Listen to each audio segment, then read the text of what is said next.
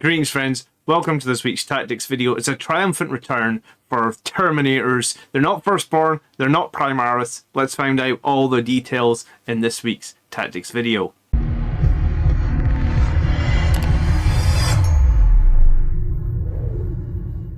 So welcome back to the channel. I'm John, the Blood Angels Commander, and if we're just meeting, I'm here every week to talk tactics and make you a better player at 40k. So we know Terminators are returning. There's a few other topics I'm going to cover in this week's video, and this is a brief list of them. We're going to look at the improved Terminators, both their rules and scale. We're going to dive into some of the faction rules that have been talked about in Warhammer community this week. And then we're also going to talk about the Lion at the end of the video. He's just had his rules announced.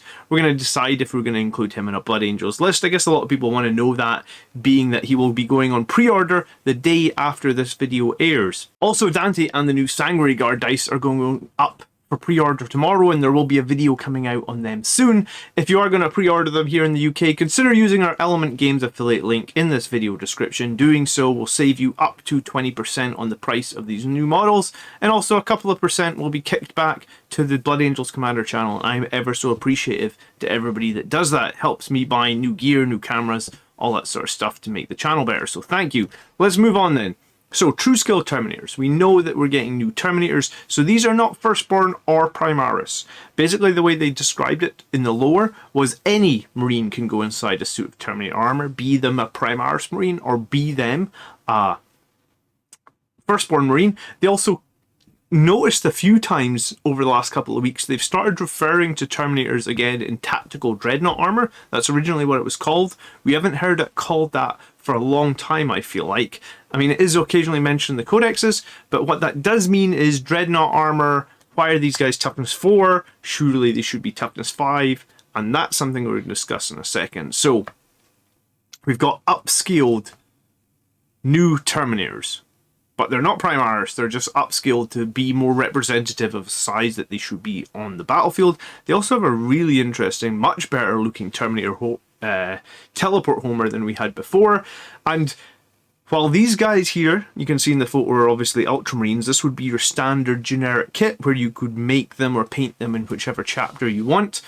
The rumour that I've heard is that we're going to get basically upgrade sprues from Terminators.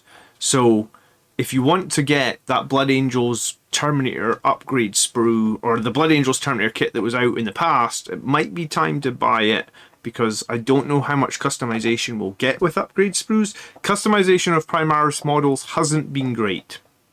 Let's be real, you know, we're like I think it's actually 6 years into some of these Primaris Marines now, and we don't have great customization options. We just have that one Primaris upgrade sprue, which is kind of lackluster if you ask me for the Blood Angels. So if you want to have your really custom looking Terminators, you might want to buy a set of the old kit. I don't have a problem with the size of Terminators on the old kit. They're not that much bigger in the new kit. I think if side by side on the tabletop, it's going to be kind of hard to tell. So your call on what you want to do. I'm just making you aware. You will probably get these 5 guys in the new starter box, and I imagine a lot of people will be buying the new starter box. How much customization you can do with these guys, I guess, is really up to you. The thing that I did notice, I don't think these guys' shoulder pads are going to be compatible with the old Terminator shoulder pads. These guys are just a bit bigger around the head, the neck, the shoulders. So I think that, like, even if you bought, you know, like the Blood Angels Terminator shoulders, which used to get to Forge World, or if you bought the old Blood Angels Terminator kit, which was the thumbnail for this video, I don't think the shoulder pads are going to match or fit. So maybe we're kind of limited. We're kind of limited. Just making you aware of everything, if that is something that you're super passionate about. And I have got a couple of sets of those Blood Angels Assault Terminators as they stand, and they are a great, unique kit. And there's a lot of fun you can be had, and there's a lot of detail in them. So just my 2 cents on that. Anyway, let's have a look at their datasheet. There's a few interesting things here. So we know now Terminator still move 5, which is rubbish, but that's what they move. They have toughness 5, which I guess makes up for the lack of movement, and that will help them a lot. Toughness 5 will basically prevent, you know, tough strength 8 weaponry will be a lot less effective against them. They have a 2-up save, they still have 3 wounds, they have a 6+ leadership, and they have an obsec value of, or objective control value of 1. I'm going to call it OBSEC forever, but it's objective control. So basically, objective control is going to change a lot, and I said that in last week's video, that like a 5-man squad of troops holding an objective gives you 10 points for objective control. That would be if the whole unit is on the objective. So if a couple of models are off the objective, then arguably you maybe only need to kill like 1 or 2 models with a squad of Terminators, and if you still have 5 Terminators, that's give 5 objective control. Now you control that objective. So OBSEC objective control is going to be giantly changed in the new edition, and that's something to be aware of. Anyway, what's different? Now, what you can see here is, at first glance, I guess, assault cannons have this special rule called devastating wounds. They haven't elaborated that yet, but assault cannons did lose 1 point of AP. There's still 6 attacks. What's interesting though is, like, I could be off base here. It doesn't necessarily say anything about them being a heavy weapon, right? We then have our Cyclone missile launcher, and obviously it's got its blast frag missile, which has no change, but the crack missile is 2 shots, which is no change, I think, but it's strength 9 on the crack now. AP hasn't changed on crack missiles. Still -2. Still D6 damage, which I hate. D6 damage is rubbish, but I really hope that they'd have... Even just flat 3 damage is better than D6, honestly, and that's less than average. But anyway, whatever. I'm never going to be happy with D6 damage weapons. I don't like them. They're very hard to play in tournament play. Heavy Flamer now ignores cover, and it's got a special rule called Torrent. They haven't said what Torrent is yet. We'll cover that when they do. It's obviously still D6 attacks, strength 5, -1, 1 damage. I wonder if Torrent is some sort of similar rule to Blast for flame weapons. Who knows? Rapid Fire 2 Stormbolter. That stayed much and such the same. And then for the melee weapons, notably, all 3 types of melee weapon, it would be the power weapon, which would be like the Sergeant's Power Sword, the Power Fist, and also the Chain Fist, have all lost a point of AP. The Sergeant's Power Weapon is still just 1 damage, strength 5. The Power Fists now don't take the -1 to hit, meaning that the Power Fists are actually kind of a lot better than the Sergeant's Power Weapon. So they're strength 8, -2, 2 damage, and the Chain Fist has a weapon skill 1 less, but has an anti-vehicle 3+. And when you have anti in your keyword, let's jump forward and look at what it says. When a weapon has anti-keyword in their profile, they're known as anti-weapons. Each time an attack is made with such a weapon against a target with a keyword after the word anti, an unmodified wound roll of X+ scores a critical hit. Now, again, I don't know what a critical hit is, same as I don't know what a devastating wound is yet, but this says anti-vehicle 3+. So I guess when you're fighting a vehicle, every time you roll a 3+, you're getting a critical hit, whatever that means. And when you're fighting everything else on a 4-up, your strength 8 -2, 2 damage. So basically what they're saying is critical hits at vehicles for the Chain Fist on a 3-up, but you lose 1 against everything else, whereas the Power Fist is probably going to be the more all-rounded weapon. Chain Fist used to be -4 though, so while the Power Fist and the Power Weapon have both lost 1 point of AP, the Chain Fist has lost 2.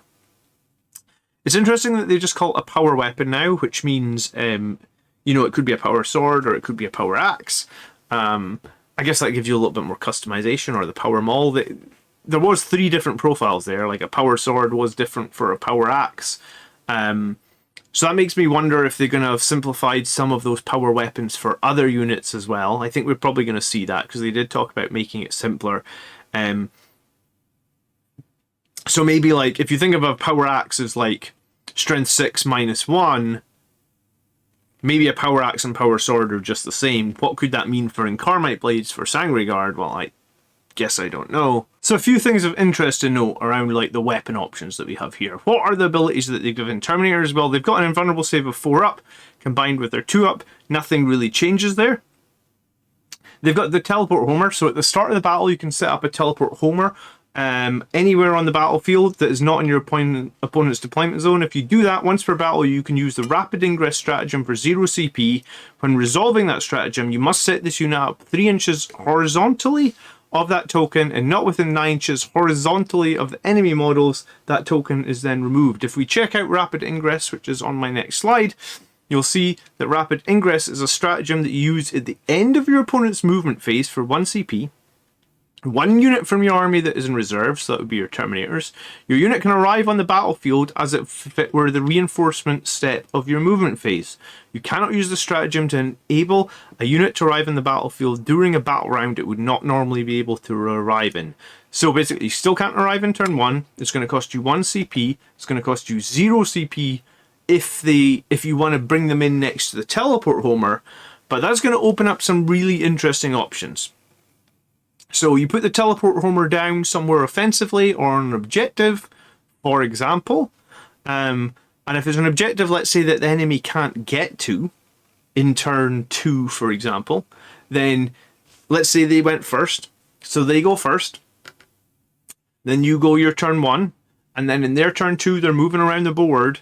The second that they finish their movement, you go, aha, I will now bring my deep striking Terminators down on an objective that is obscured and they're totally safe because it's turn 2, so I can arrive now because it's battle round 2. And I will arrive on that objective, so when it comes to my command phase, in my turn, I will score some points for holding an extra objective because those Terminators have just arrived on it earlier than they could have arrived, let's say, if I had gone first, right? So that's really interesting. This could also set up the ability to not have to make so many 9-inch charges. And what's interesting about this Rapid Ingress ability is a core stratagem. So although we're seeing it here demoed on Terminators, there's almost nothing to say this couldn't be Sangry Guard. There's almost nothing to say this couldn't be Death Company. So if your unit has the ability to deep strike, you can now arrive 1 unit per turn in the enemy's movement phase for 1 CP, potentially 0 CP with these Terminators. It's worth noting though, if you pay the 1 CP, you don't have to come down near your homer. You come down anywhere you like. The idea is that you could put your homer somewhere, and you could almost maybe even fake out your homer. You know, if you had 2 squads of Terminators, just put 2 homers on 2 different objectives. Then you're just saying like, hey, if you don't get both those objectives, I'm maybe just coming in and ninjaing them, and then I'm scoring 12 points on primary and I'm taking an early lead. That's something that would be very useful for Blood Angels. So, a lot of people haven't played Terminators for the whole of 9th edition. A lot of people have said, you know, Sanguinary Guard, Death Company, they're far superior. I've played Terminators throughout 9th, and I think I've ran them to about 4 or 5 different tournaments, GTs, and I've done like 4-1 at a bunch of those GTs. I've done pretty well. So I think toughness 5 on the Terminators is going to help them a lot. The reduction in AP game-wide is also going to help them a lot. So Terminators are going to be much better. And I guess, like, I don't think they were bad before with the Power Fist. I don't think they were bad before with the Chain Fist. But they also now have this ability called Fury of the First. Each time, and which Fury of the First we all know used to be a stratagem that used to give you +1 to hit. Each time a model makes an attack, you can ignore any or all modifiers to the attacks, ballistic or weapon skill, and or hit roll. So basically, if you're hitting on a 3+, or you're shooting on a 3+, you're always just doing that, right? So like you're shooting into dense cover, you're still hitting on 3s. You're shooting, you're hitting a target that's like, you know, Eldar, they're fast to, I don't know, lightning reflexes. You don't care about it if you're Terminators. You're just always hitting on your basic weapon skill or ballistic skill. Brilliant. In addition, each time this model makes from this unit makes an attack that targets the enemy unit that you selected for Oath of Moment ability this turn, add 1 to the hit roll. So we're going to talk a little bit more about Oath of Moment later, but we could probably just talk about it now. Why not?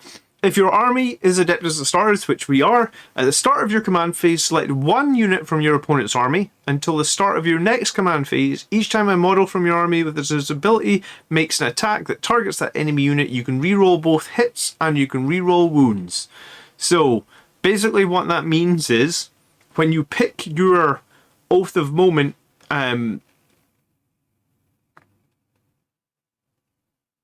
enemy target, sorry, Oath of Moment is you pick an enemy. So you pick your enemy. If you then attack them with your Terminators, you're re-rolling everything. Hits and wounds. You're getting +1 to hit. So you're pretty much hitting on 2s most of the time. I think the only weapon that wouldn't hit on 2s would be the Chain Fist against non-vehicles. And I guess against vehicles, you're scoring critical hits on 2s.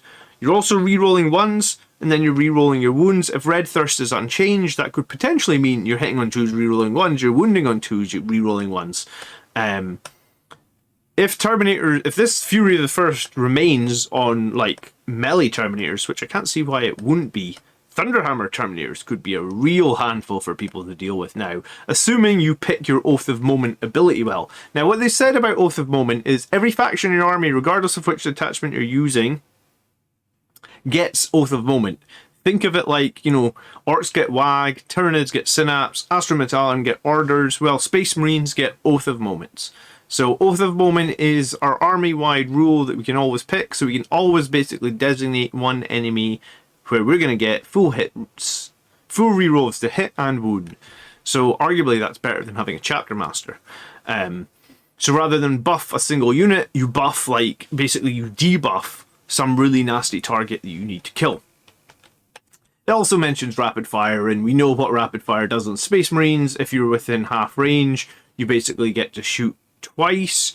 Weapon with rapid fire in their profile. Each time this weapon targets a unit within half range, you double the number of attacks denoted by the X. My big question is, there is no mention of Bolter Discipline on this sheet whatsoever. So is Bolter Discipline gone? Potentially. There's no mention of, like, they know no fear. There's also no mention of combat squads.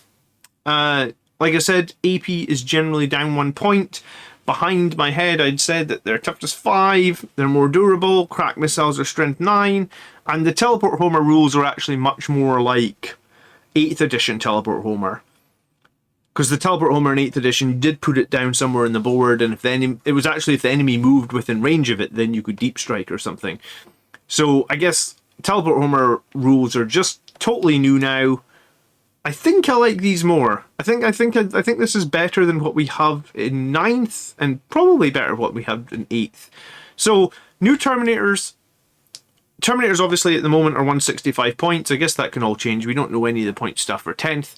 But as it stands, I think a squad of Terminators will definitely be viable in a Blood Angels list, and they'll be viable with other chapters as well. Some chapters get more benefit out of Terminators, maybe some that like to stay in Tactical Doctrine, make their rapid fire bolters really good.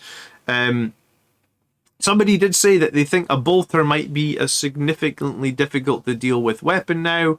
I guess we'll find out. I guess we will find out. With AP dropping across the board, then arguably bolters might actually have a little bit more oomph in the meta. Who knows? Alright, so that's Terminators. Let's move on. We talked about Anti, we talked about the Rapid Ingress, Oath of Moment, and Rapid Fire. So we've talked about all that, so we'll move on again. If you are getting any value out of this week's video, I would love it if you consider liking or subscribing or even sharing this video with someone you think that might get some value out of it.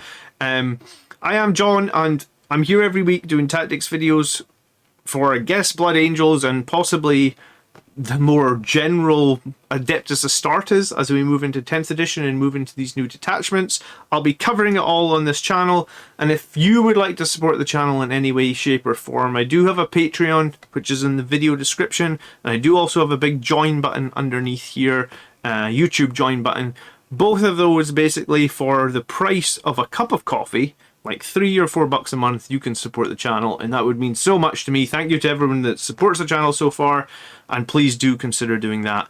There'll be a boatload of content coming out in 10th, and I'll pretty much be telling you exactly what's best for Blood Angels week in and week out. And I also do take video requests. If there's something you really want to see, you want me to dive deep into, I can do that too. Alright, let's move on to Stratagems. Very little has been shared on Stratagems yet this week, or in the last few weeks. I guess more will come. What they've said is there's going to be 12 core stratagems, but basically every army can access. So that'll be the 12 that everybody will know. That will in some ways hopefully add a lot more like roundedness and balance to the game.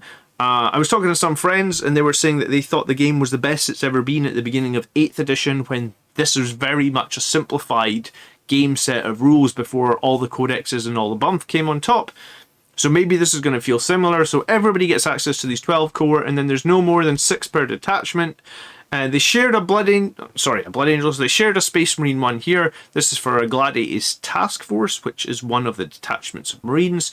And while we don't exactly know what Gladiators Task Force is, and we don't actually know if like Blood Angels will get something similar, what I loved about this stratagem was, if you notice here, there's no unit keyword restrictions or whatever. So basically, any unit in your army, you just need to be a bit more survivable. We've got a big problem in 9th edition where like Sangre Guard had no good stratagems to make them more survivable. Death Company had no good stratagems to make them more survivable.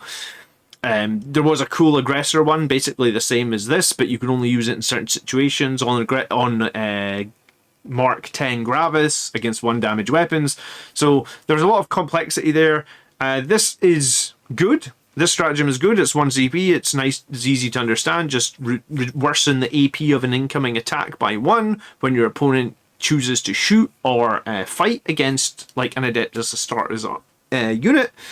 And that's going to be very simple. And also, the thing I like about it as well is it's a good strat, right? It's always good, like, you know, if it's going to be the difference between maybe you saving on a 3 or saving on a 4 against like a lot of incoming firepower weight, it could be really useful to play. But I think the other thing that I really like about it is it's easy for your opponent to understand as well. You know, like Armor of Contempt, you know, it's not like they're going to be like, oh, you know, on your Leviathan Dreadnought you can smoke screen, but on these guys you can transhuman, and over here you can maybe do refusal to die. It's going to be simple for your opponent as well. So I think this is what they were trying to get at, whereas in the game's still going to have complexity.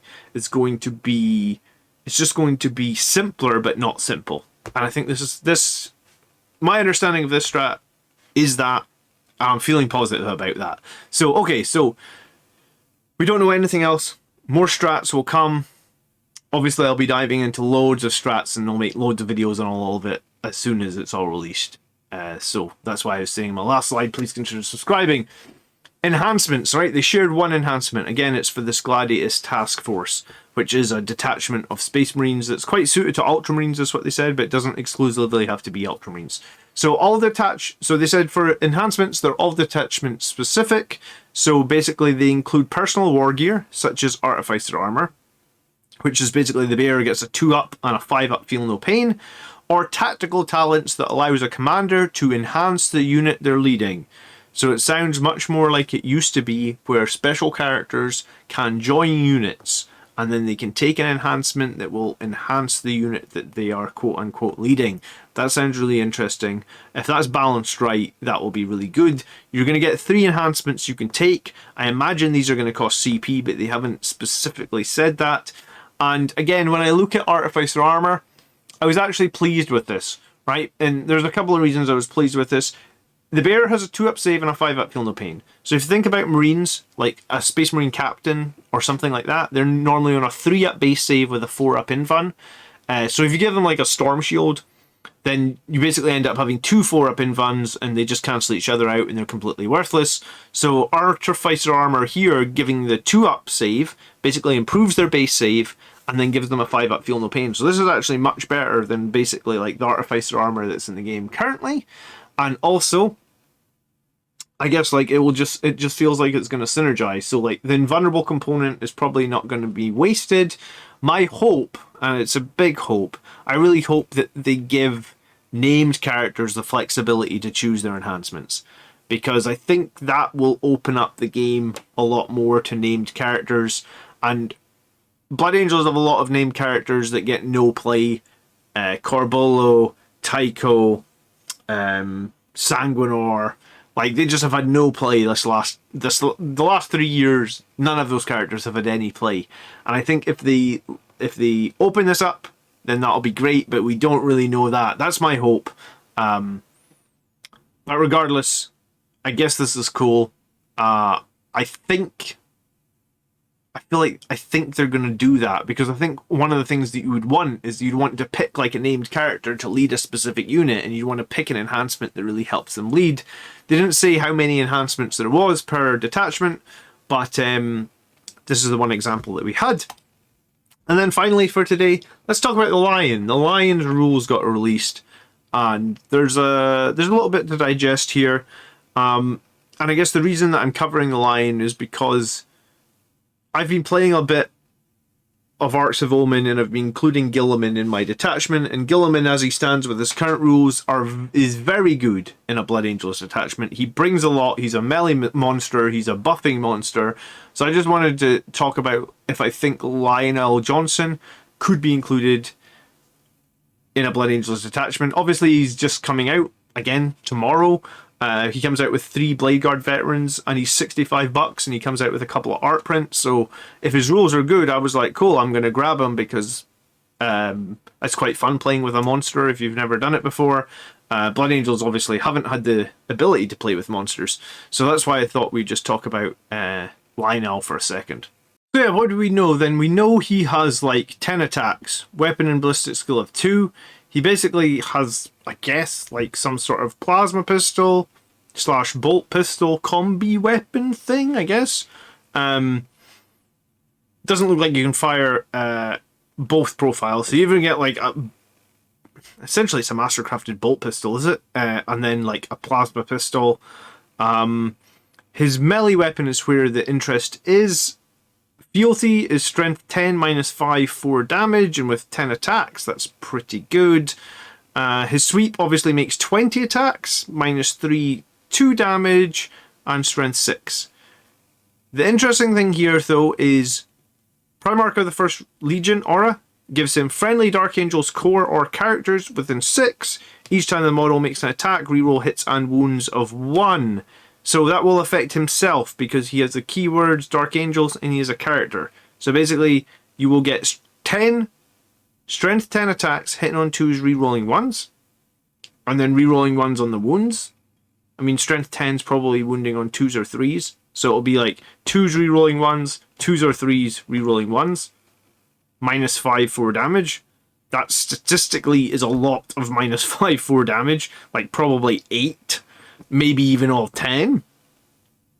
And then from the sweep, I guess 22s rerolling 1s.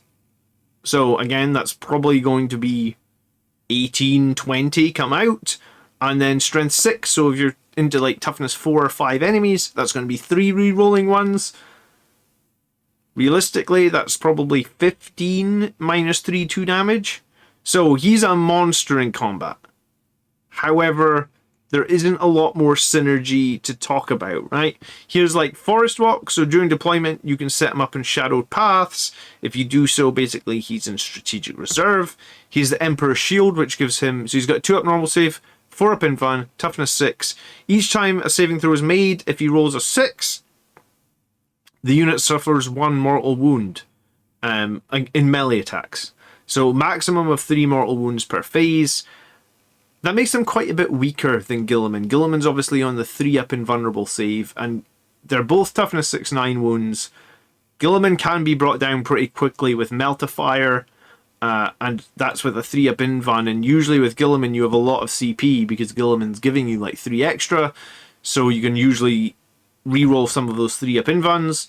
He's not going to have that reliability, even though he's got the Emperor's Shield, which is a little bit strange, but that's what I was saying, like, essentially, this model would have had, he's got an Iron Halo on him, so it would have had a 4-up anyway, or a 4-up invuln. Now he's got 2 4-up invulns, and they kind of cancel each other out. So, not super survivable. He does fight first, if he's ever in engagement range of enemy models. So, while he's an absolute monster in combat, in terms of, like, the damage output, he's also going to be fighting first, which is pretty cool.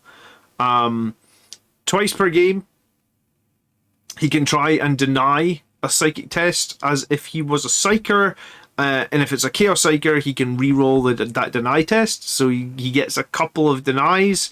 And his Warlord trait is basically a Dark Angels unit within 9 inches of him can perform a 6-inch heroic intervention in your opponent's movement phase. You select so basically, it's strange, in your opponent's movement phase, you select the Dark Angels unit within 9 inches as Warlord. So I guess the opponent does all their moves and right at the end of their movement phase you go, and that's going to be the Dark Angels unit that's going to heroically intervene, and they can heroically intervene 6 horizontally and 5 vertically. So that gives, if you think about like Dark Angels Deathwing Terminators being really slow, that suddenly makes them feel pretty scary. So it's cool, but again, there's no synergy for including this with Blood Angels. They did, obviously in Arcs of Omen, you can include a Primarch in your Blood Angels list, and it sounds like you're going to be able to pick Epic Heroes of the Imperium in your Blood Angels list in 10th edition. Lionel is going to be an absolute monster in combat, but I think delivering him into combat is going to be kind of difficult. And I don't know, coming in at 320 points, is that worth it? Because I've played a lot of Guilliman now. Probably played more Guilliman than anybody that plays Blood Angels, right? Like, as I ran Guilliman to a GT, I think I played 2 or 3 games before the GT, then I ran him to a GT for like 5 games. I would have actually probably gone, maybe even gone 4-1, maybe even gone, yeah, probably could have gone 4-1 in that GT. I did just beat Miles, who's one of my losses in that tournament when I went 3-2. So, and then since the tournament, so I've probably done 11 or 12 games with Guilliman leading my Blood Angels list now, and I've done various lists with like Terraxes and Dreadnoughts, and I've also done Double Ball Predators and Gladiator Reapers. Guilliman has a lot of synergy. That big aura of reroll 1s, the big aura of +1 to charge, the big aura of morale tests, and then Guilliman with the Emperor Sword can do a bunch of mortal wounds and is reasonably decent in combat, assuming that you're fighting larger monsters. Maybe he's not so good at like sweeping or something like this as Lionel, and I guess because Lionel is going to get to reroll those 1s in the wound phase and he's going to fight first, Lionel's going to be a bit of a, I'd say his damage output over Guilliman is probably going to be like maybe 30 or 40% better in melee combat. He's worse at shooting though, because Guilliman's got a rapid fire 3 strength 6 -1 2 damage gun. So he's much worse at shooting, and he's much less survivable. And obviously very little synergy. He's got some synergy with Dark Angels, but honestly it's a bit less than I expected. It's just a 6-inch aura for the rerolled 1s and wounds, which is kind of small considering Guilliman's is 12. So at 320 points, I feel like I'm not super excited about Lionel for Blood Angels. I'm not even sure I'd be super excited about him for Dark Angels. I think Guilliman's the better Chapter Master. I think they're worth comparing right against each other. I mean, a couple of denies, I guess, is nice. Being in a monster in combat, and I guess he can deep strike onto the battlefield as well, could potentially be kind of nice. So I think you could probably still buy Lionel and run him as a Blood Angels list. Just, I think it'd be a little bit risky. I'm trying to decide, 320 points is just 10 points cheaper than basically 10 Thunderhammer Storm Shield Terminators. I feel like, you know, that's 30 wounds with the same armor save, 2 up, 4 up, and that's a boatload of attacks if you make a charge. Like, not many people run 10-man blocks of Terminators, but if you think about that, that'll be about 45 3 damage Terminator attacks, which could do a hell of a lot more damage than the Lion. So I think Lion fights first. So I mean, he has some. He's not terrible. I just don't think I see many Blood Angels players running him, but maybe you could. So basically, I wanted to make you fully informed before he goes on sale tomorrow. But if you are going to buy him, remember the Element Games link in the video description. I do appreciate that. So what's next for the channel? Well, next, hopefully, is going to be Commander Dante's rules, right? I mean, if he's on pre-order the day after this video comes out, if we don't already have his rules, I'd be surprised, because I'm sure they're going to release his rules before the pre-order date. But I usually film my videos earlier in the week to release on a Friday, so... Oh, I just noticed there's a Death Company skull on his base. I never noticed that before. Oh. What sad Death Company guy died on the Tactical Rock, huh? Okay, anyway, I appreciate your support. Thank you so much for watching to the end of the videos. You're awesome for always making it to the end of the videos. Before you peace out, please hit the like button. I will link up above some of the 10th edition videos that I've been doing the last couple of weeks. We're covering everything to do with 10th edition, so you can hit the ground running. Hopefully I'll hit the ground running too, and we'll be able to do lots of 10th edition content. By the blood are we made strong, my friends. I'll catch you next week in Dante's video, or whenever that may come out. I hope you enjoyed this one. Until next time, peace.